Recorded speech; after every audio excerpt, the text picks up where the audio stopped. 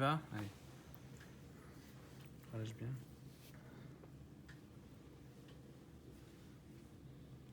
Donc cette main est sensitive, cette main-là, elle est motrice.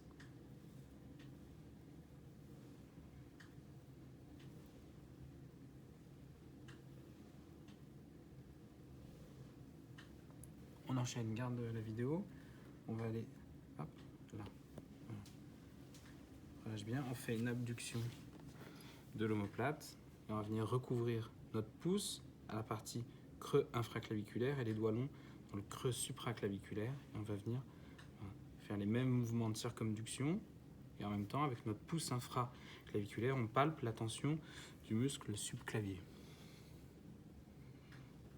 Qu'on peut travailler manuellement, comme un point trigger.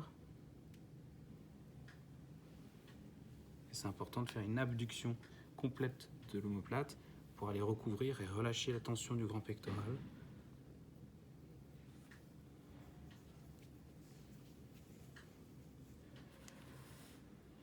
Voilà. Ok. N'oubliez pas qu'en fait, vos mains, vous essayez d'aller recouvrir vos doigts. Comme ça, c'est plus facile. Si vous essayez de palper la tension du muscle subclaviculaire en faisant un étirement du grand pectoral, une rétroposition de l'omoplate et une extension de l'humérus, est-ce que c'est facile? Impossible. D'accord? Avec la tension du grand pectoral, vous n'arrivez pas à passer dessous. La tension du fascia pectoral, on ne peut pas. Donc il faut relâcher et le mettre en relative course interne. Voilà, par l'abduction de l'omoplate. On relâche aussi quel muscle en faisant une abduction de l'omoplate? Je pose des questions aussi. Un peu le petit pectoral, mais surtout. Le grand pec. Le grand pectoral, oui, mais surtout. Non, on s'en fiche un peu dessus. Le dentelé antérieur. Le dentelé antérieur, on vient le mettre en raccourcissement complet, donc il ne nous embête plus. Et là, on va pouvoir travailler en infraclaviculaire. Alors que si je rétropositionne, je fais une adduction de l'omoplate, voilà, avec une extension du bras, le dentelé antérieur est complètement tendu. Là, je passe pas. Donc il faut vraiment essayer de recouvrir le maximum pour après, voilà, aller travailler. Vous pouvez même coller votre abdomen ou votre thorax, votre hémithorax contre le sujet.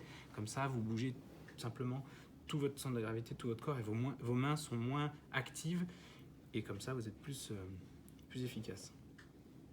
On peut même, dernière technique, on peut même aller chercher à mobiliser, comme on faisait la première fois, l'acromoclaviculaire. Alors, il faut respecter les plans de glissement, un petit peu l'avant et le dehors, et l'arrière et le dedans. On peut même chercher à faire bouger l'acromoclaviculaire, okay, dans cette position-là, en latérocubitus, ou alors on bouge l'omoplate par rapport à la clavicule, ou on bouge la clavicule par rapport à l'omoplate. Okay, sachant que le plan de l'avant-bras, il respecte le plan de glissement. Donc il faut que l'avant-bras soit inférieur et orienté vers le dehors. Okay. Faites aussi ça sur le latérocubitus, ça marche bien.